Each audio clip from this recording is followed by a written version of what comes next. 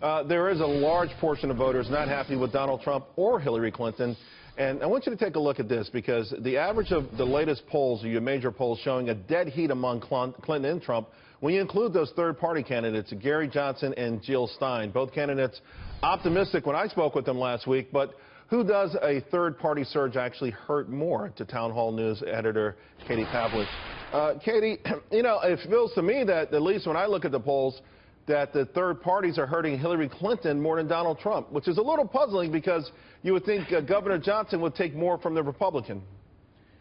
Well, right. I mean, historically, we've seen third-party candidates benefit Democrats rather than Republicans. But in this case, it's interesting to watch because both candidates are so highly unpopular that we see Republicans switching over to the Democrat side, Democrats switching over to Republicans. And I think at this point, it's going to be hard to tell who a third party might hurt the most. But when you look at the fact that Donald Trump only has about 80% of Republicans behind him at this point, Hillary Clinton has about 90% of Democrats behind her, Donald Trump has a little more work to do when it comes to either getting people to vote for him or getting them not to vote for Hillary Clinton, and maybe kind of getting people who are thinking of a third-party vote to get back into his camp. So we'll see what happens on that front. Well, you know, the scuttlebutt, and I'm not sure if it's been disputed yet, is that Mitt Romney may actually come out, or someone like him, or Jeb Bush, or someone like that, and actually endorse Governor Johnson. Would that make a major difference at this point? Considering Jeb Bush spent millions of dollars per vote in the primary, I'm not so sure that his endorsement, with all due respect, is going to do much to move the needle on this one. But I do think that people are looking for a third option. And the other thing about this, Charles, too, is, you know, if people vote for a third option, it will hurt both Donald Trump and Hillary Clinton. But at the same time, there's a lot of people saying they're either going to vote for a third party or they're not going to vote at all. So that doesn't necessarily hurt anyone either if they're just not going to vote. So it doesn't really pull away from either candidate at that point. You know, we look back at history.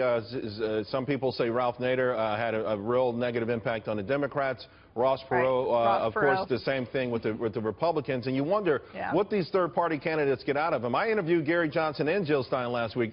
They're extremely optimistic. But I don't know that. I think both candidates understand neither will be president of the United States. Well, I think that during the conventions, it was very interesting to watch the Google searches, because during both the RNC in Cleveland and the DNC in Philadelphia, one of the top Google searches was, is there a third-party candidate? So both Hillary Clinton and Donald Trump are very unpopular. Their parties are supporting them reluctantly on both sides, not because they feel like they're the best choice for the job, and therefore people do think that there should be another choice. Now, does that mean that Gary Johnson or Jill Stein can win? Probably not, based on the fact that they're only at 7 or 8% at this point in terms of Johnson, and I think Jill Stein's at about 3%. But we have a long way to go, but I highly doubt that they're going to take the presidency. At this point, it's about who they're going to hurt the most. If Johnson gets into debates, who does he hurt more, Donald Trump or Hillary Clinton?